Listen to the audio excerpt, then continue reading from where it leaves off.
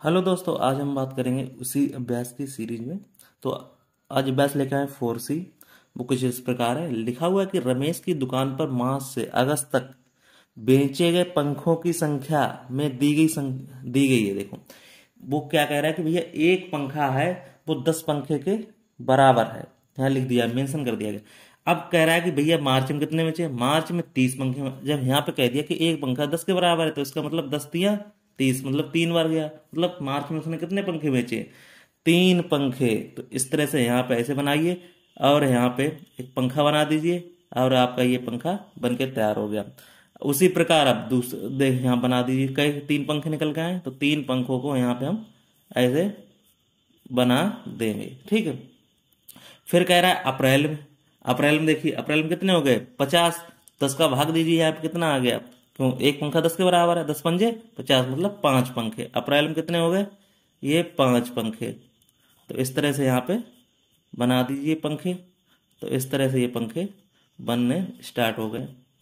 तो इसको यहाँ पे इस तरह से ये बना दीजिए। ये 5 पंखे तैयार हो गए।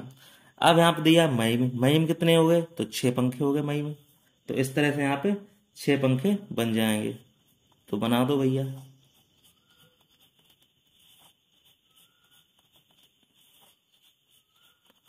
6 पंखे ये तैयार हो रहे हैं। 1 2 3 4 5 6 हो गए। अब जून में देखो कितने हैं? 7 पंखे। तो जून में देखो 7 पंखे जून के भी तैयार हो रहे हैं।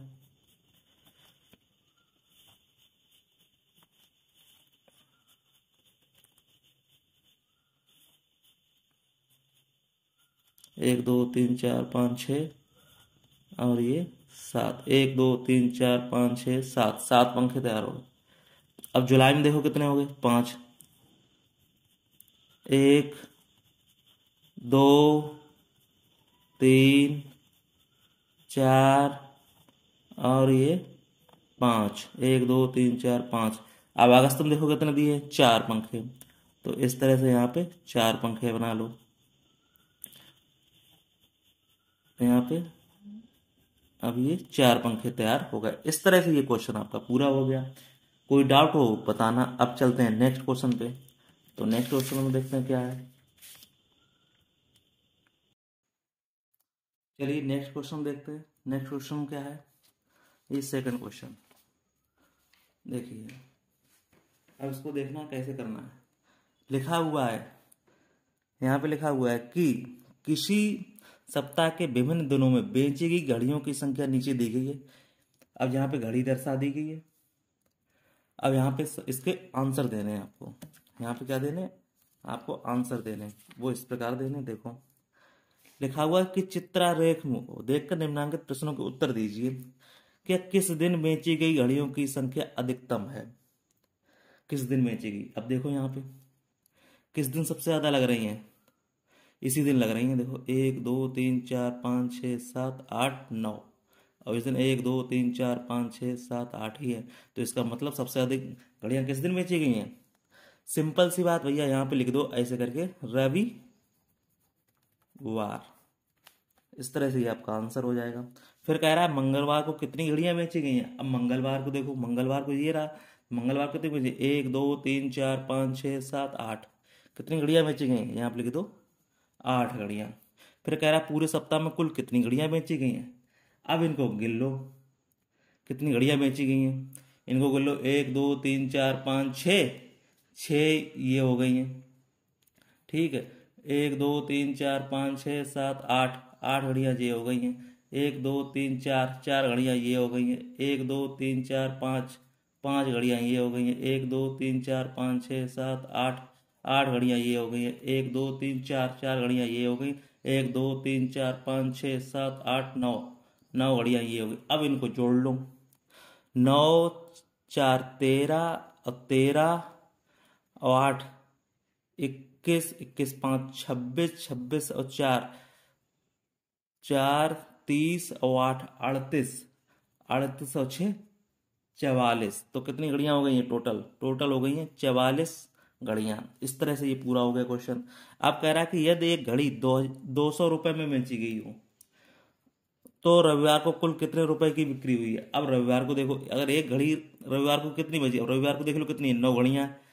ठीक, अब रविवार को बेची गई संख्या देखो कितनी है, 9 घड़ियां बेची गई हैं। कितने, 200 रुपए की एक घड़ी बेची गई है, तो 200 गुणे 9 कितनी होगी, 2 1800, मतलब 1800 रुपए की बिक्री हुई उस दिन। कितने रुपए की हुई, 1800 रुपए की। फिर ये कह रहा है कि किस दिन घड़ियों की बिक्री सबसे कम हुई और कितनी हुई।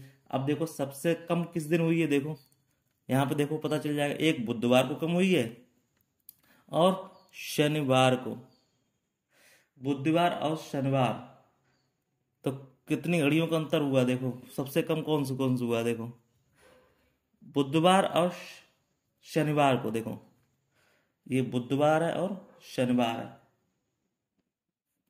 तो देखो क्या क्या किस दिन घड़ियों में की बिक्री सबसे कम हुई है और कितनी हुई है। देखो सीधी बात है, इस दिन कितनी हुई है, यहाँ लिख दो ऐसे करके, बुधवार और शनिवार के इस दिन 4 4 हुई है, तो क्या लिखे हो यहाँ, बुधवार और शनिवार। और कितनी कितनी घड़ियां हुई है, 4 घड़ियां बिक्री हैं, 4 घड़ियां बिक्री हुई है। बस इस तरह से ये आपके आंसर हो गए। चलो चलते हैं नेक्स्ट क्वेश्चन पे। फिर कह रहा है नेक्स्ट क्वेश्चन पे, देखो क्या कह रहा है। कह रहा है कि नीचे दी गई सारणी में विभिन्न खेलों में रुचि रखने वालों की किसी विद्यालय के शिक्षार्थियों की संख्या दी गई है। अब खेल दिए गए यहाँ पे, खेल दिए फुटबॉल, हॉकी, क्रिकेट, कबड्डी, शतरंज। तो कह रहा है कि शिक्षार्थियों की संख्या बतानी है। अब यहाँ पे समझो पहले, तो कैसे निकालना है वो समझना है। यहाँ दिया गया कि एक शिक्षार्थी 20 शिक्षार्थी के बराबर है, तो शिक्षार्थी संख्या यहाँ दी गई है। क्या फुटबॉल में कितने दी है, 200, तो 200। और यहाँ पे एक शिक्षार्थी कितने के बराबर है, 20 शिक्षार्थी बराबर है, तो यहाँ पे कितने हो जाएंगे, 20 का भाग दे दो, सीधी बात है। कितने हो गए, 20 दाम 200, मतलब 10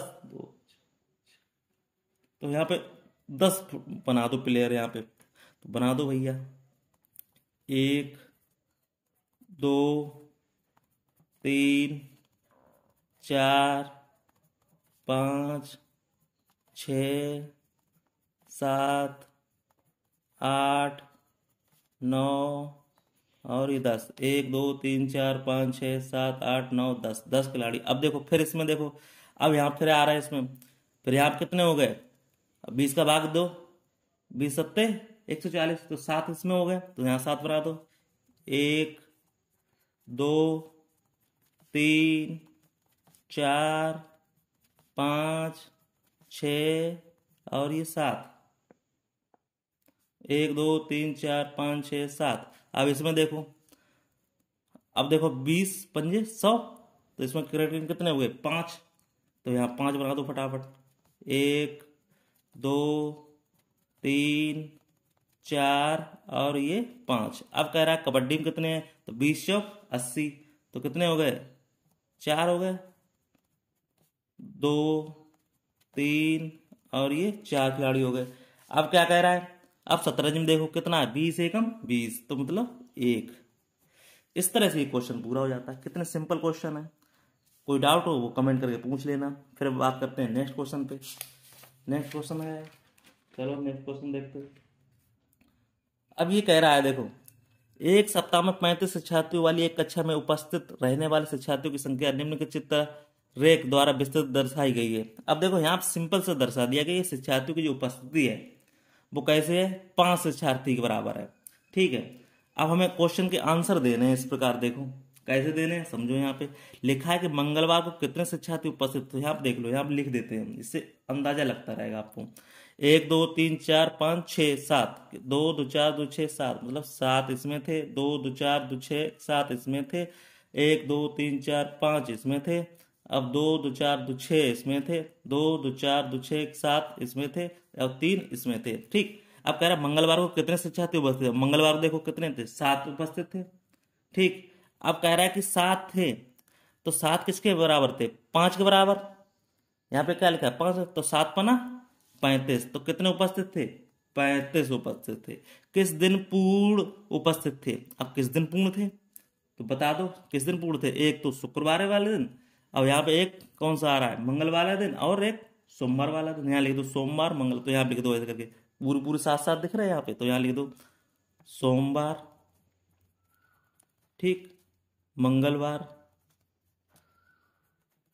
और यहाँ पे 7 किस दिन, शुक्रवार। इस तरह से क्वेश्चन पूरा हो जाता है। कोई दिक्कत हो बताना। अब कह रहा है किस दिन सबसे कम शिक्षार्थी उपस्थित थे, सबसे कम देख लो। सबसे कम तो यही मिलेगा भैया, शनिवार वाले दिन 3 थे, और सब जगह देखो 7 7, किसी 5 है, किसी 6 है, किसी। तो यहाँ सबसे किस दिन हुए सबसे कम शिक्षार्थी, तो यहाँ पे हो गए शनिवार वाले दिन। शनिवार वाले दिन तो कितने हो गए, 3 उपस्थित थे। अब देखो कह रहा है बुधवार को कितने शिक्षार्थी उपस्थित थे, बुधवार को देखो यहाँ पे बुधवार को कितने थे, 5। अब 5 किसके बराबर है, 5 शिक्षार्थी बराबर, तो 5 × 5, 5 × 5 बराबर 25। तो इस तरह से ये क्वेश्चन पूरा हो गया। कोई डाउट हो पूछ लेना, कोई दिक्कत हो समस्या बता देना मुझे, मैं आपको समझा देंगे। चलिए नेक्स्ट क्वेश्चन देखते हैं। अब देखो 5वां क्वेश्चन क्या कह रहा है, लिखा हुआ है कि भैया कितने विभिन्न वर्षों में एक विद्यालय के शिक्षार्थियों की कुल संख्या निम्नलिखित सारणी द्वारा प्रदर्शित करनी है। तो यहाँ पे ये दिए गए, यहाँ पे दिया गया वर्ष 2000 में इतने थे, और यहाँ पे दिया गया शिक्षार्थी अब 100 के बराबर हो गया है, शिक्षार्थी हो गया 100 के बराबर। तो 100 के बराबर यहाँ पे लिख लिया है, तो यहाँ पे संख्या देखो कितनी होगी, ये भाई 100 का भाग दे दिया है, 100 चौको 400, तो इसलिए इसमें 4 है, 2 2 4 5 है, 2 2 4 2 6 7 है, 2 2 4 2 6 है, और इसमें 2 2 4 2 6 2 8 है। ठीक। अब कह रहा है कि शिक्षार्थियों की संख्या 100 के बराबर, तो वर्ष 2000 में कुल कितने शिक्षार्थियों में कितने संकेत रूप में निरूपित कर रहे हैं। अब देखो संकेत रूप में 2000 में देखो कितने कर रहे हैं, यहाँ पे देखो 4 कर रहे हैं, संकेत रूप में कितने कर रहे हैं, 4। इसका आंसर कितना हो गया, 4 आंसर हो गया। ठीक है। अब कह रहा है देखो, अब देखो क्या कह रहा है, वर्ष 2006 में कुल शिक्षार्थियों में कितने संकेत प्रयुक्त हुए हैं। देखो अब 2006 में देखो, 2006 में कितने हुए हैं, 6। देखो 1 2 3 4 5 6, मतलब 6 लिख दिया मैंने, तो 2006 में कितने हो गए, 6 प्रयुक्त हो गए। अब कह रहा है कि यदि एक संकेत 50 के बराबर शिक्षा निरूपित करता तो अन्य चित्र रेखा बनाए। अब इसी तरह देखो बना लेना, यहाँ पे 100 शिक्षार्थी थे, अब यहाँ पे कितने हो गए, 50। तो 50, अब यहाँ पे क्या करना है, दुगना कर देना इनको। जैसे 4 है तो 4 का यहाँ कितना बन जाएगा, 8 बन जाएगा। तो इसको यहाँ क्या करना है, दुगना दुगना कर देना, तो यहाँ पे 8 बना देना, इसको यहाँ पे 2 का करके यहाँ पे 10 बना देना, अब इसको दुगना करके यहाँ पे 14 बना देना, इसको दुगना करके यहाँ पे 12 बना देना, और यहाँ पे दुगना करके यहाँ पे कितना बना देना, 16 बना देना। इस तरह से ये आपका ये लास्ट वाला क्वेश्चन हो जाएगा। सभी को दुगना कर देना, क्योंकि 50 है, 50 हो गया। अब 50 को यहाँ कर देंगे, जैसे पहले वाले में दिया गया 400, तो यहाँ पे क्या दिया, 400 बटे 50, तो 5 0 कटे 5 8 40, मतलब सीधा दुगना हो गया यहाँ पे 8 की तरह। देखो 4 दूनी 8, तो इसीलिए क्या करना, सभी को दुगना करने पर। तो इस तरह से ये आपका लास्ट वाला क्वेश्चन हो जाएगा। कोई डाउट हो पूछ लेना, और फिर मिलते हैं नेक्स्ट उसमें। तो एक मैंने पहले बता दिया, इस तरह से आपको करना है 8। ठीक। तो इस तरह से आपके आंसर ये पूरे हो जाते हैं। कुछ भी डाउट हो पूछ लेना, और फिर मिलते हैं नेक्स्ट वीडियो में। तब तक के लिए धन्यवाद, और हमारे चैनल को लाइक और सब्सक्राइब करें। इसी तरह से आपको एक क्वेश्चन आंसर मिलते रहेंगे, जिससे आपको कोई भी समस्या नहीं होगी। ठीक है।